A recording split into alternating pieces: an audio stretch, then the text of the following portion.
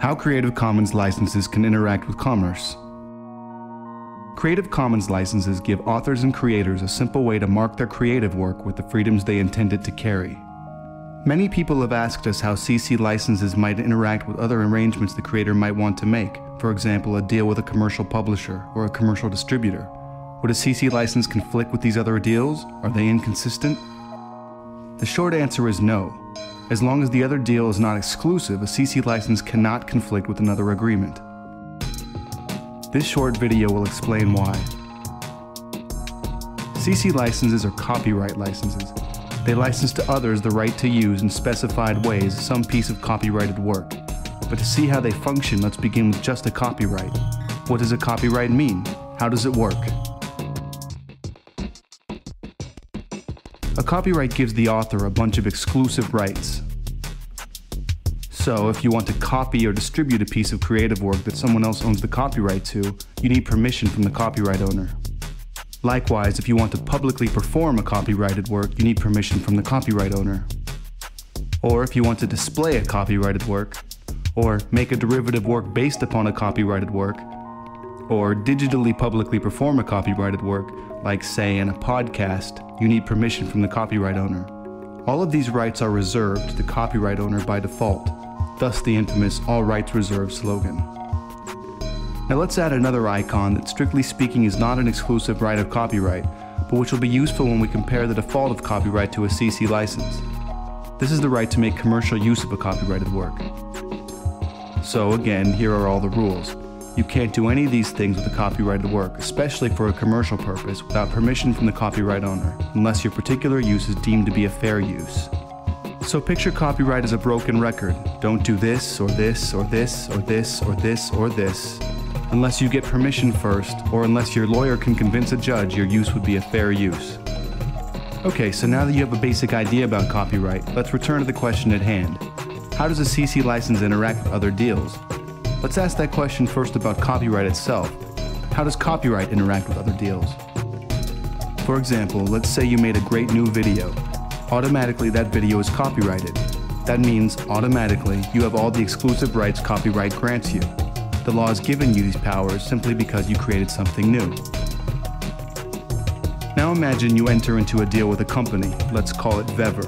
That deal says, basically, if you enter your video into our distribution system, we'll add an advertisement to the end of the video, and we'll give you 50% of the resulting ad revenue. After a while, you start receiving checks from Vever. You're very happy. But imagine now a little nag. Call him the CNAG, where C stands for copyright. And the CNAG says, hey, this deal is inconsistent with your copyright. Copyright says people can't copy your work. It says people can't distribute your work. And it says people especially can't do these things for commercial purposes. And yet that's just what this deal is doing. It's facilitating a massive amount of copying and distribution of your work, all for commercial purposes. It violates your copyright. Now obviously the CNAG is just confused. What copyright law says is this: here are the things you can't do with my copyrighted work unless you have a deal with me. Copyright law doesn't forbid you from making a deal with someone. In fact, making a deal is the whole point. With an agreement, anything is possible. So what your exciting new commercial deal with Vever means is that you're saying to the world through your copyright, don't do any of these things, copy, distribute, etc., without my permission. And you're saying to everyone affiliated with Vever, please copy, distribute, etc., as long as I get paid according to my deal with Vever. Okay, so how does Creative Commons change this? What's different about CC licensed content relative to content that's simply copyrighted? Well, the simplest way to understand a CC license is to imagine it as creating a different regime of copyright law. It isn't really, it's simply a license that effectively changes some of the defaults of copyright law.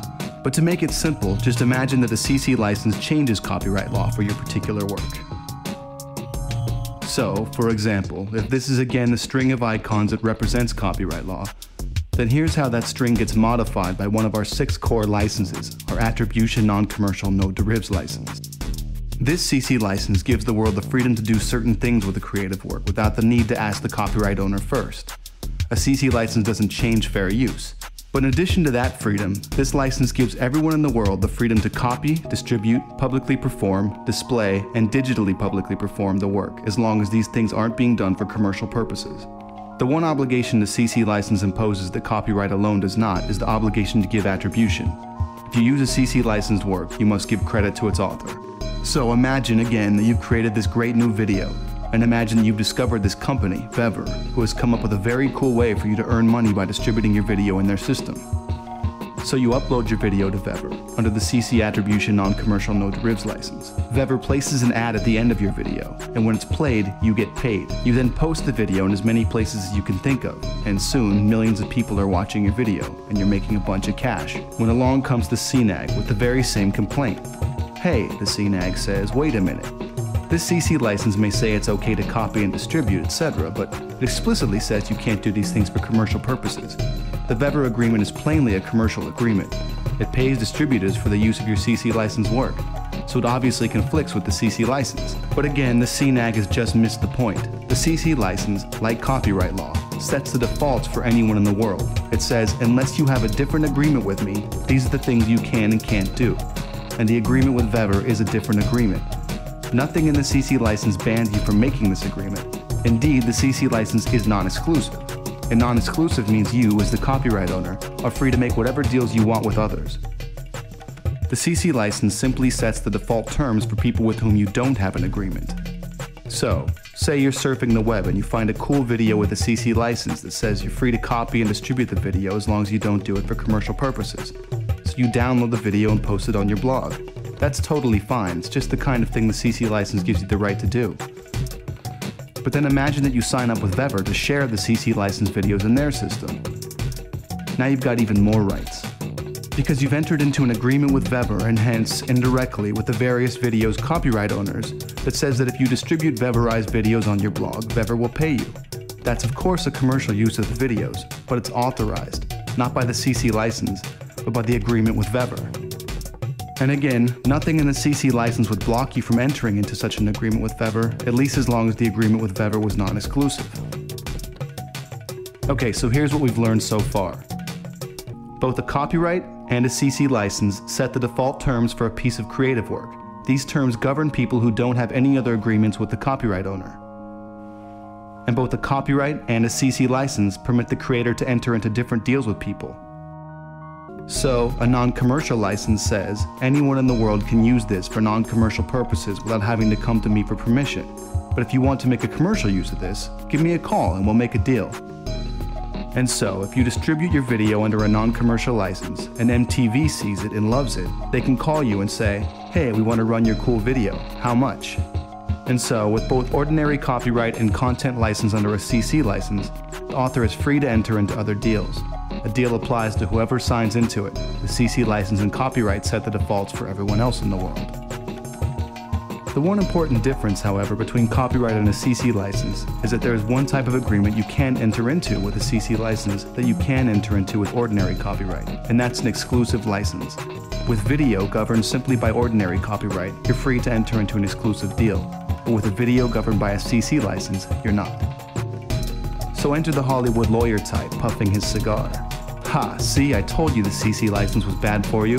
You can't have an exclusive deal if you use a CC license, and in Hollywood, the exclusive is everything. Well, it used to be everything, but what many, indeed millions of people are beginning to recognize is that the viral spread of creativity depends upon non-exclusivity. To encourage a wide range of people to spread your work, you have to allow them to spread it. And so the bet that many people make with the CC license is that the gain you get from freedom far outweighs any cost from non-exclusivity, especially when any truly commercial use will require the permission of the copyright owner anyway. But won't people just copy and distribute the video anyway? This is actually the hardest question for us to answer, because of course, the answer today is largely yes. But as we've seen, as the copyright wars have spread, this activity, technically illegal, simply gives lawyers an easy way to prove to politicians that the internet is simply a haven for piracy. We want to show the world that it's not, and one clear and simple way is for more and more content to clearly express the freedom that the creator intends. Millions of creators are now using CC licenses to express the freedoms that people can enjoy, by default, with their creativity. And all of those creators remain open to striking different deals with innovative entrepreneurs who have cool new ways to make the internet work for creators.